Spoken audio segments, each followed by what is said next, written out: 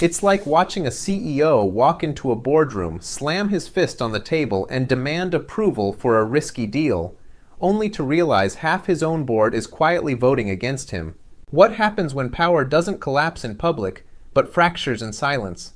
On April 2nd, 2026, that question stopped being theoretical. It became recorded history. This is not a normal hearing. This is not routine Senate procedure. This is a containment moment where the system itself steps in and says, enough. Because while cameras rolled and clerks read all 940 pages of a bill out loud, slowly, deliberately, almost painfully, the real story wasn't the delay.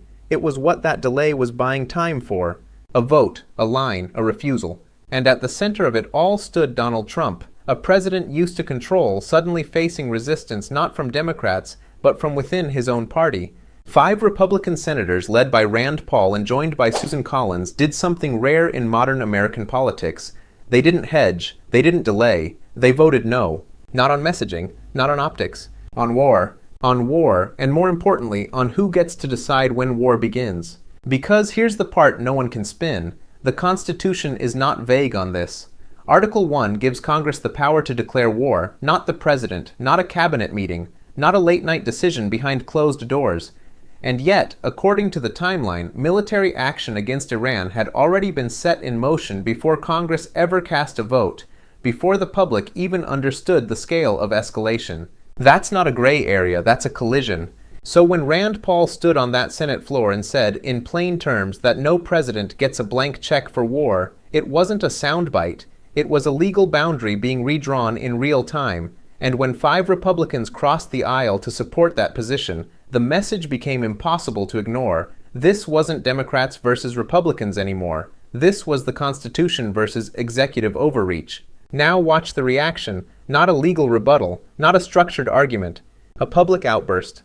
Donald Trump goes on Truth Social, pulls in millions of views, and labels those senators traitors, RINOs, calling for their removal, threatening political retaliation. Pause there, because that word, traitor, is doing a lot of work. If following constitutional limits is betrayal, then what exactly is loyalty supposed to look like?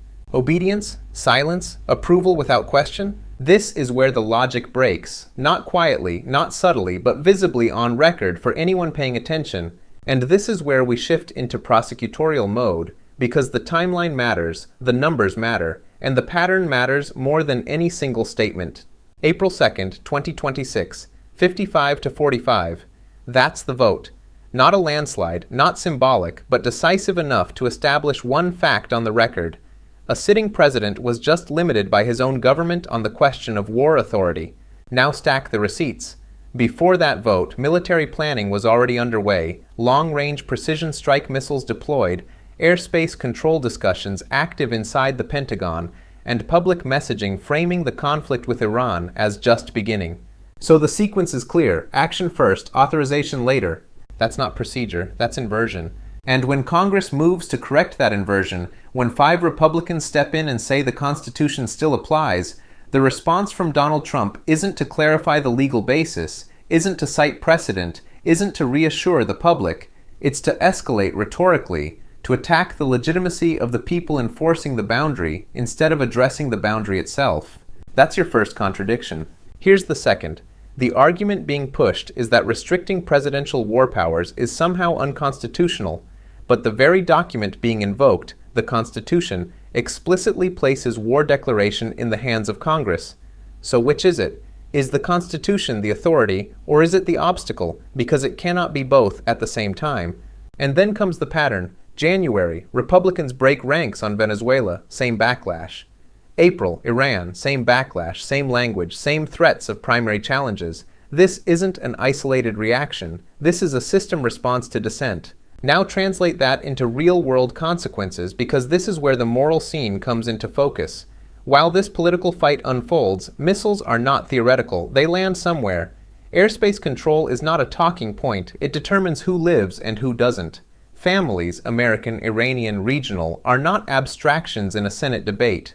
They are the ones absorbing the cost of decisions made without full accountability. And 60% of Americans are already saying the situation has gone too far.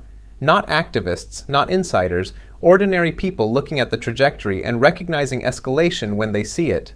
So ask yourself this, carefully. If a president moves toward conflict before securing authorization and then attacks those who enforce that authorization after the fact, what exactly is being protected, national security or personal authority? And this is where the story stops being about a single vote and becomes about the system itself, because systems don't fail in explosions, they fail in permissions, in what they allow once, then normalize, then defend. Look at the contrast clearly. On one side, Donald Trump pushing forward with military posture, demanding speed, demanding loyalty, demanding the ability to act first and justify later.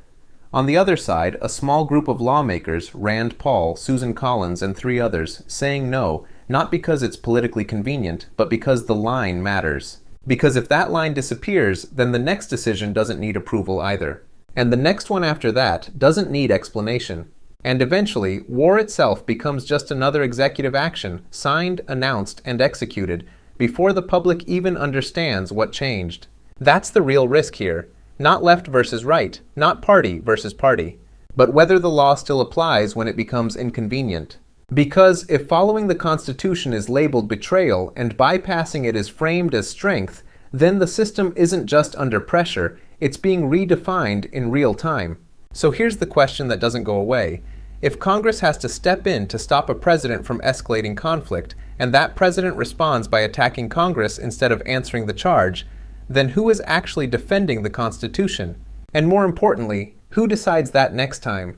If you think this kind of moment matters, hit like so this conversation doesn't get buried. Drop your perspective in the comments because this is where the real debate is happening. Share this with someone who still believes checks and balances are automatic, and subscribe, because we're not following noise here. We're tracking power on the record in real time.